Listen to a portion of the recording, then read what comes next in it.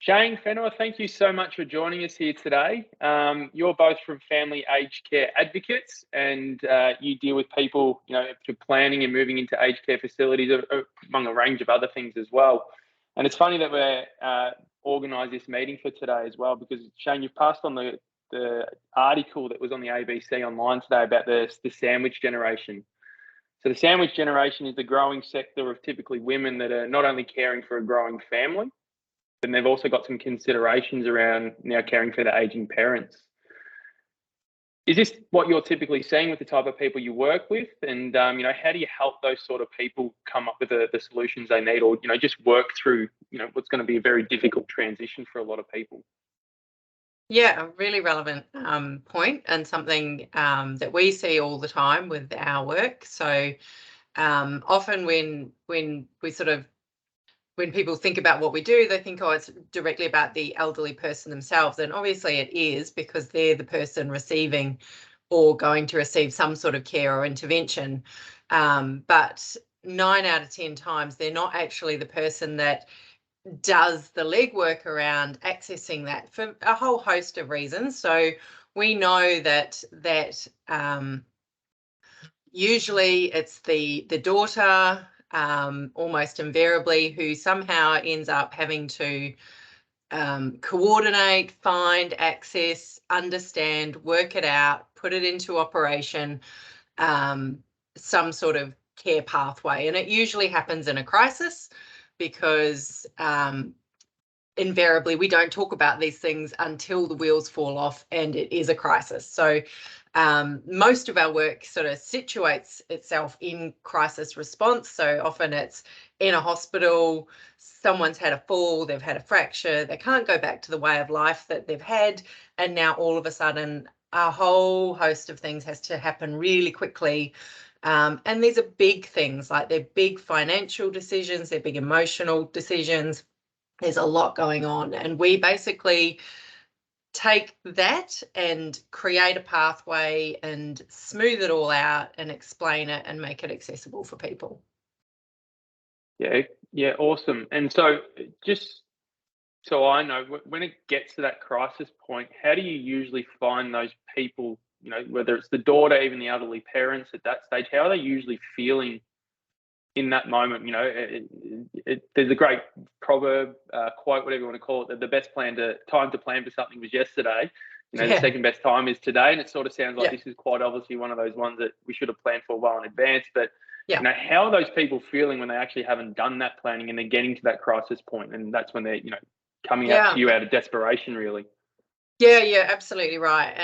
And probably the most appropriate word for it is just really overwhelmed. There is a lot of things that need to be understood when you're making these decisions. And like I say, they're big decisions. There are decisions about where someone's going to live. They're big financial decisions. They represent big changes to how someone's been living. And a lot of emotion, a lot of guilt around, well, should I be doing more, or could I have done more? And no, I actually can't. But, there's a lot of stuff that happens. So we see people in a really angst moment, and just try and sort of take that down a few pegs and make it a bit clearer. But you're so right about the planning. And one of the big things that we really for maybe not quite nag about, but certainly getting up there is around planning. And we have a whole suite of services that is about helping families actually start that planning and understanding. And it's not that prevents problems happening, of course, but it just gives people a better baseline with which to make decisions on when things do happen. So probably a little bit like financial planning generally. You aim for the best. You kind of got a strategy around how you're going to put things in place to get a certain outcome. We kind of do the same thing from a family aging sort of perspective. Who's doing what resources are there, what might you be able to access, and then hopefully when things do happen, people are just a little bit more aware of what their options are. Because the other thing that we see a lot is that there is a lot of information out there, like a lot of information. Every second person has an opinion or an experience that they feel, represents the entire thing. And the reality is that's not the case. So it means that we see a lot of people that are actually making decisions based on incorrect assumptions in the first place, and it can have really profound, very expensive ramifications for them. Yeah, awesome. And I guess back to your point around, the point of planning and having that well laid out plan for, worst case scenario is, within investing, we always know markets are going to be volatile and you're going to have COVID, you're going to have recessions and GFC. And a part of the planning we do is educating people and helping them understand that these sort of things are going to be inevitable, but this is how we're going to respond without that emotion attached to it. Yeah. So you can make a clearer, well thought out decision when you're not actually in that time and space of feeling angst and anxiety and overwhelm and all those sorts of things. So yeah.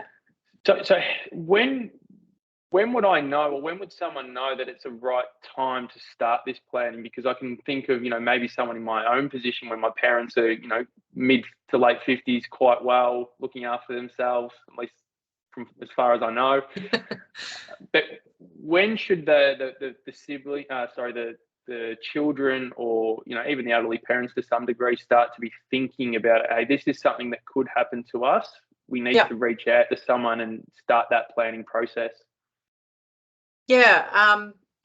Look, I mean, because we are such a fan of planning, usually I'd say sort of at the point that you kind of are starting to think about those big decisions around, downsizing or, ideally before there's any sort of crisis. But we recognize for the vast majority of people, there's probably going to be some sort of decline or shift in level of functioning that's probably occurred within the last sort of 12 months or so, that just sort of starts that little kernel of like, this isn't as easy as it used to be, or,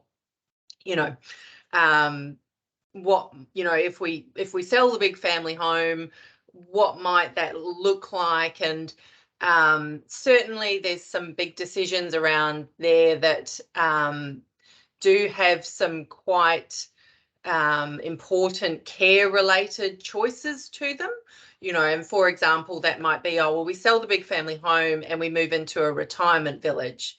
And we're seeing a big change in this area because of the changes in residential care and home care and how the money flows from the government there. So there's a lot of really nice looking options there, but they have you need to be quite eyes wide open with those decisions, because they can be right for some people, but they can be expensive to reverse. So, and you might choose that option or not, depending on what support you might get from family or friends, or, do you move from where you've been living down to the city where your kids are because you want more support? Like, there's a lot of things that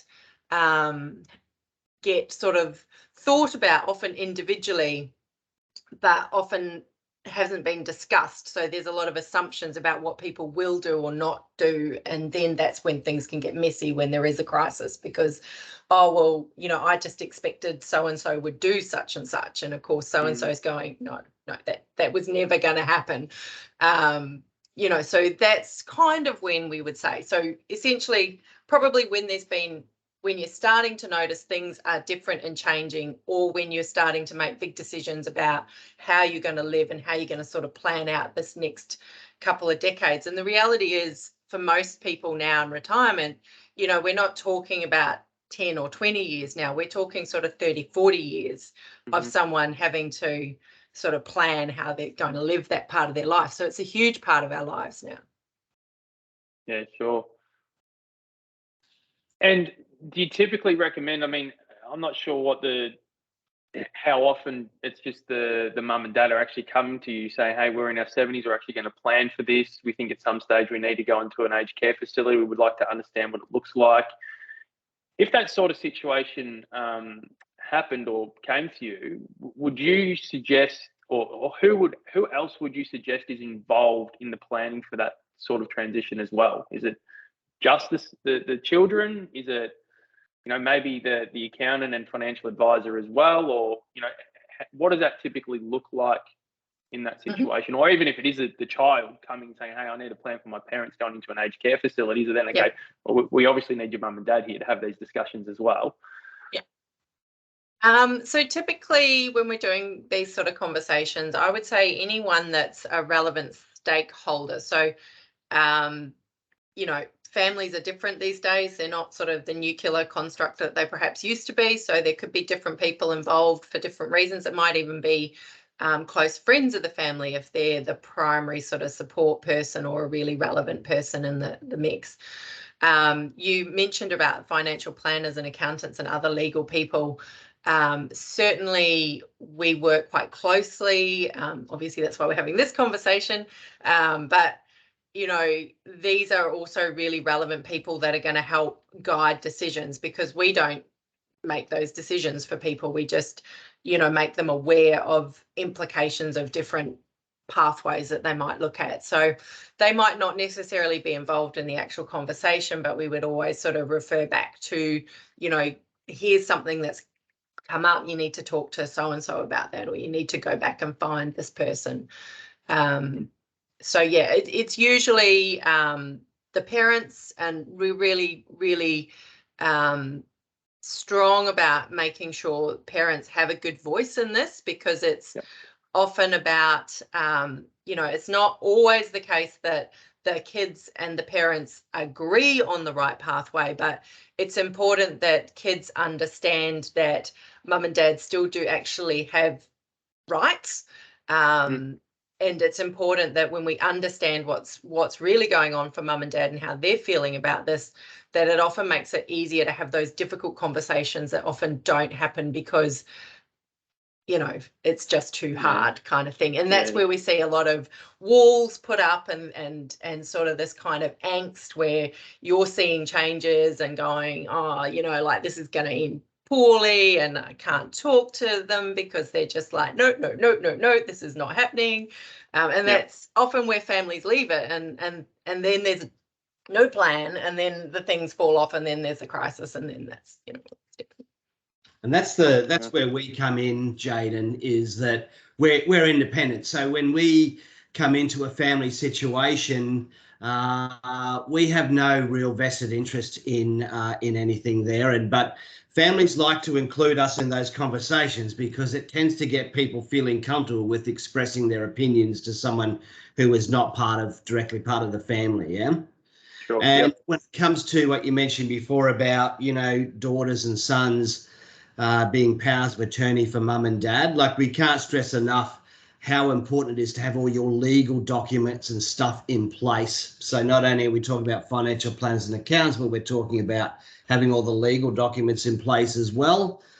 Extremely important, because if you don't have that, man, it becomes a big mess. And I was just thinking through, as you said, that you can have the best well laid out plan, but if it hasn't been collaborated with the other subject matter experts to make sure everyone's on the same plan, because, you know, I trust my daughter to maybe take care of me and put me in the home, but oh crap, I haven't got a power of attorney that gives her the authority to actually do that.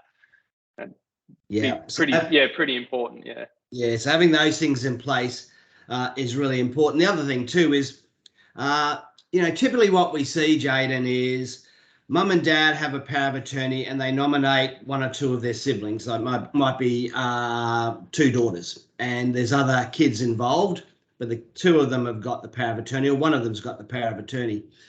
When you've got that responsibility, it is a huge responsibility on top of everything else that's happening in your life.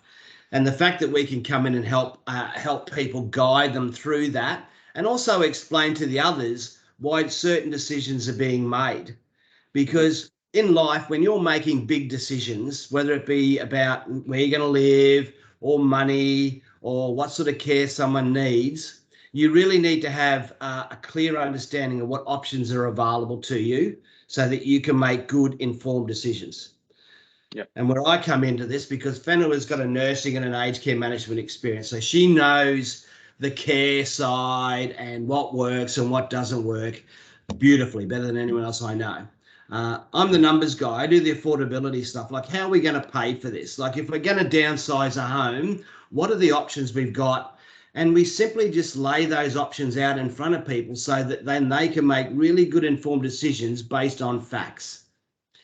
And then they can justify that to other members of the family, because sadly, Jayden, we see a lot of instances where decisions are made and someone in the family will put their hand up and say, well, Whenua, I gave you control, or I was happy for you to control this family situation, but I knew you'd stuff it up, and I don't agree with that decision. Yeah.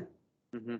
So the fact that we're able to lay out those options on the table and help people make some really big, and this is what we do, we help people make some really big decisions about where they're going to live. We help people make really big decisions around what sort of care they need in their own homes, because that's where most people want the care, in their own home. And then ultimately, if they need to go into an aged care facility, or, as it turned out there, the nursing home, that can be a very costly exercise. And we help people, families, understand what options they got available to them when it comes to that, so they can make really good decisions. So it's all part of this, planning ahead, which is what, you as a financial planner and your team do really well, giving people options and having really good people on your team. So that, the kids have a great financial planner, they have a good accountant, they have a good legal person. And when they're talking about aged care, they have someone like family aged care advocates by their side as well.